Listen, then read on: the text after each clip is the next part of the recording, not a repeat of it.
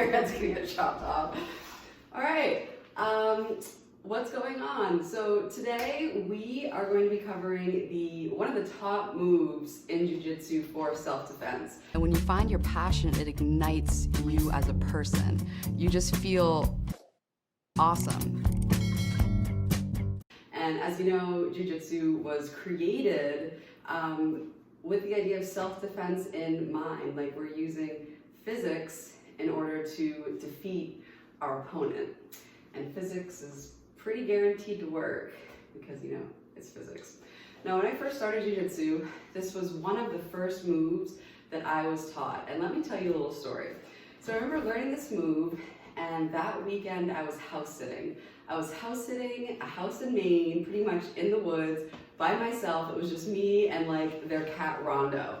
So I was sitting on the couch. It was like pretty late at night, and I'm like, you know what? Let me look up some videos of women getting abducted, getting dragged into alleys, like let me see if what I learned would actually work. Would I know what to do in a situation like this? And lo and behold, this move, this sequence that we're going to go over in this video is the answer to a great majority of the abductions and stuff I saw on those videos. And in subsequent videos after this, we're gonna like pretty much address basically, after watching these series of videos, you're going to be prepared to go out there and defend yourself. So the first defense that we're going to look at is the defense against getting dragged into an alley, getting dragged into a van, getting put somewhere, or the person trying to put you somewhere against your will. And so what typically happens is, you know, the female will be walking along, or male, let's not be sexist, and their attacker is going to come from the back. That way, you know, they have a higher chance of being successful if you don't see them coming. So even if you're grabbed from the sides like this, it doesn't have to be exactly in the back. You can do this sequence of movements and it will be successful. If they come up from the front, that's another move that we can go over as well, but from the back, that's your highest majority percentage, because somebody who is trying to attack somebody else is doing it for sakes of power. So keep in mind this, like think of it from the perspective of, let's say you were trying to abduct somebody or attack somebody, right? Like in life, you probably kind of suck, and you get your good feelings from making others feel less powerful. So if you go up to like some chick that looks completely innocent and you try to take her, and all of a sudden this bitch comes out with like a move that you're like, whoa, how did she do that? That was like magic. What else does this person have? Like, I don't think I want to like mess with this. I'd rather go attack somebody that knows a lot less. So just keep that in mind. If you can do even like the first move, like with commitment, with aggression, to make them think that, what else does this girl know? Like, what else does this woman know? Like, I don't think I want to get involved in this. Then you basically won the mental game. So even if you only know one move, if you do that move really, really well, you are going to shock whoever is trying to attack you, because they are not going to think that you have some ninja skills, right?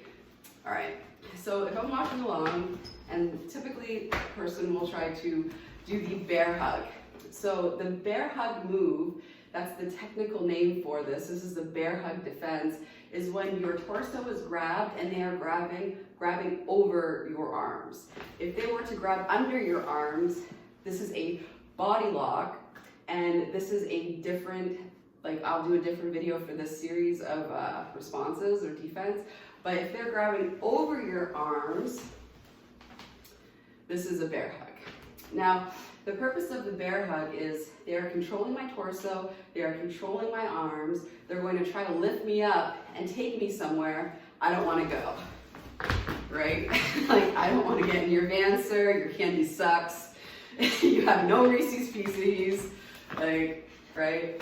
So the first step to this defense, right, is to compromise their grip.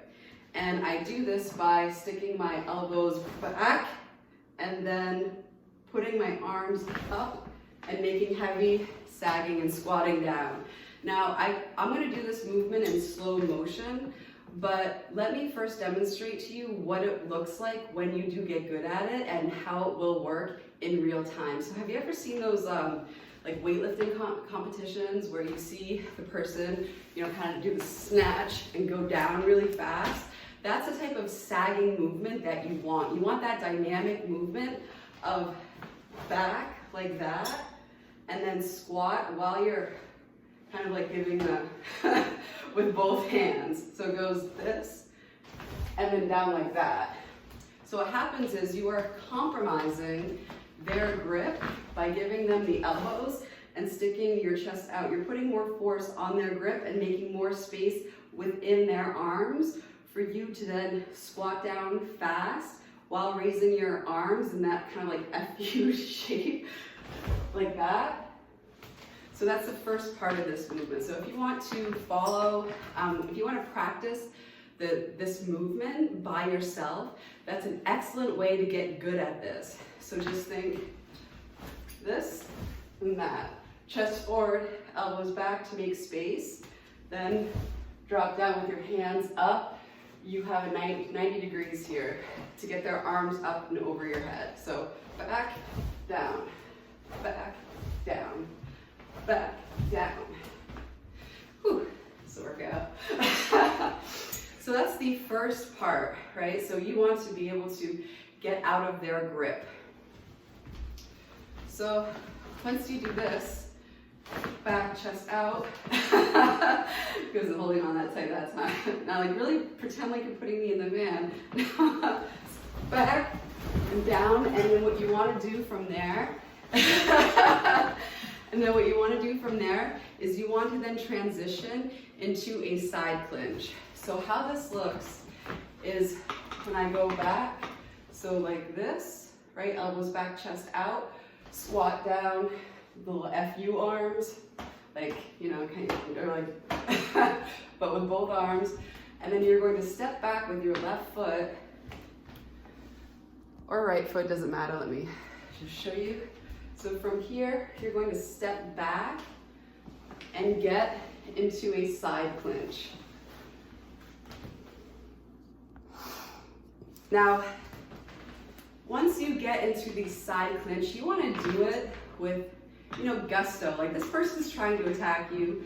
Your goal is to make them understand that you know some stuff and they don't want to see what else you have coming. Even if you have nothing, if you can make them afraid of what's coming, then you are going to shift the scales and you're going to tip it from I'm attacking you to, you know what, I'm bailing, like get this person off of me. So if you do it with enough gusto, like you will be surprised how scared they will become. And if they aren't scared, then we have subsequent movements to help you out. So with this side clinch, what I want to do is I want to do a cable grip. So you're either gripping like this, no thumbs. So you're doing this. If their torso is too big, then you can also do this grip. So you're either doing this or this around their torso, and you are sucking them into your waist to break their posture, and at the same time your head is under their chin as your feet, your knees are pinched against their leg. So you're basically like on them, sucking them in, putting your head on their shoulder right underneath their chin, and breaking them down. So once somebody's spine is misaligned, their power or ability to do things is compromised. So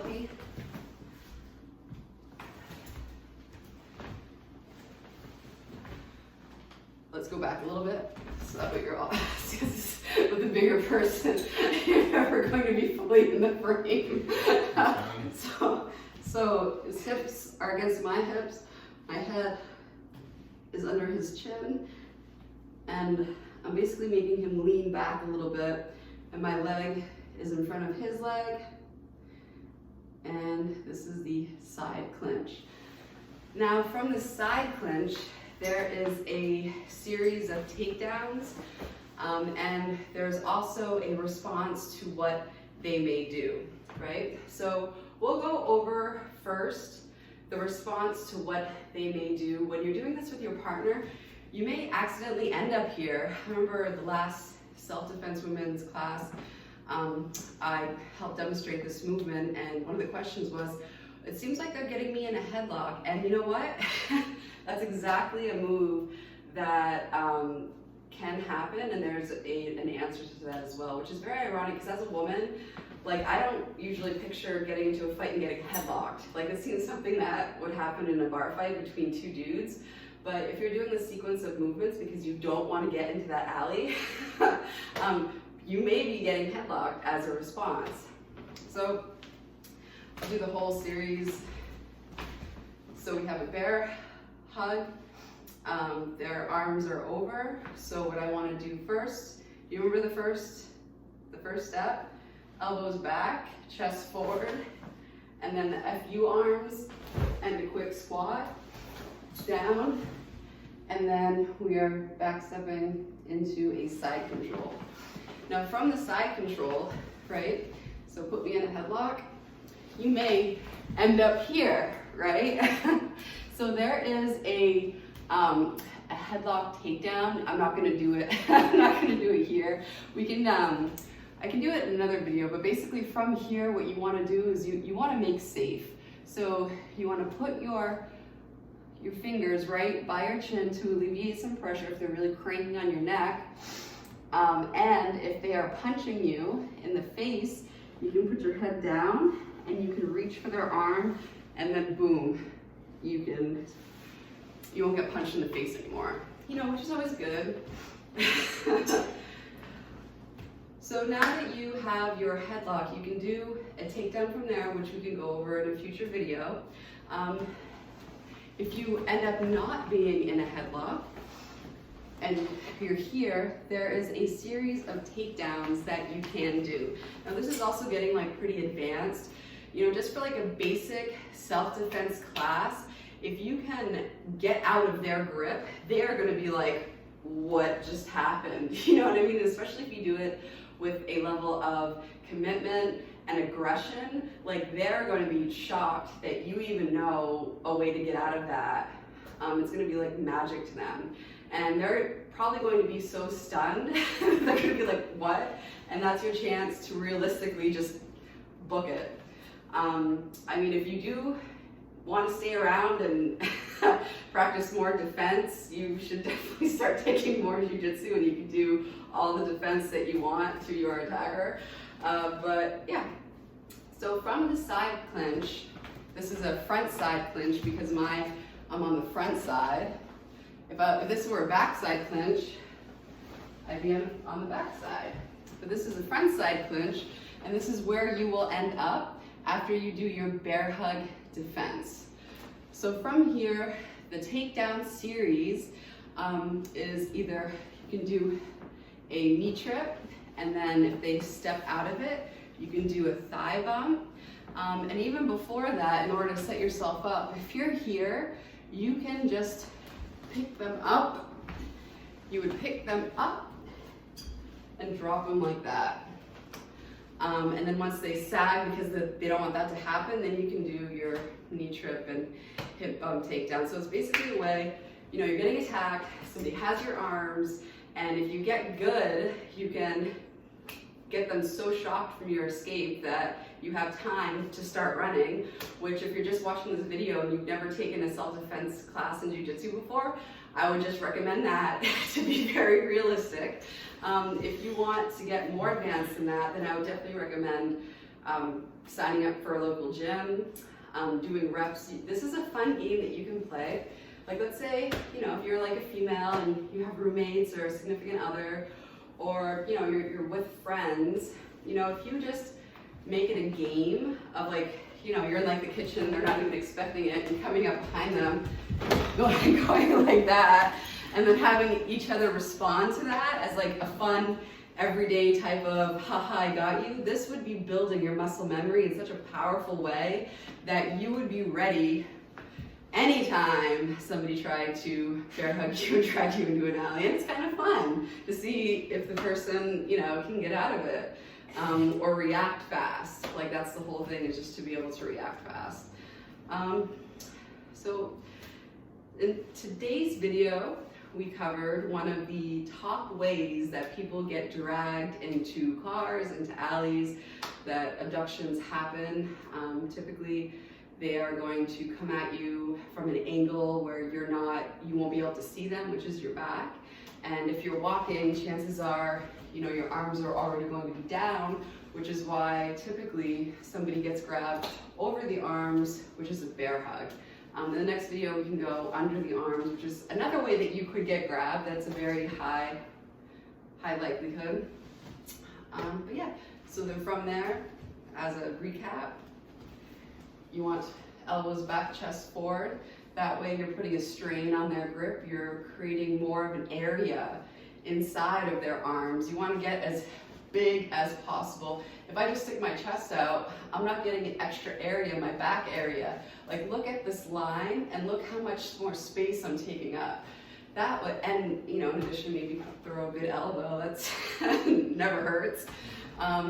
So do it with gusto. Not your first couple times, do it slowly because you may end up injuring your partner. Just do it slowly, but then add some more aggression to it.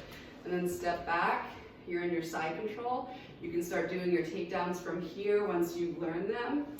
Your body lock lift, your thigh bump, your knee trip. From here, if you get put in a headlock, there is a headlock takedown that you can do where you basically roll underneath your partner and that flips them to their back. But we have hardwood floors here and I really don't want to do that to Carrie. But yes, thank you so much for watching. This is going to be a really good series of videos for realistic ways that you can defend yourself against realistic situations. So the next video, we're probably going to go over something about, getting rid of anytime somebody grabs you. And we can also do something if they end up around your waist. Yeah, thank you so much for watching, and until next time.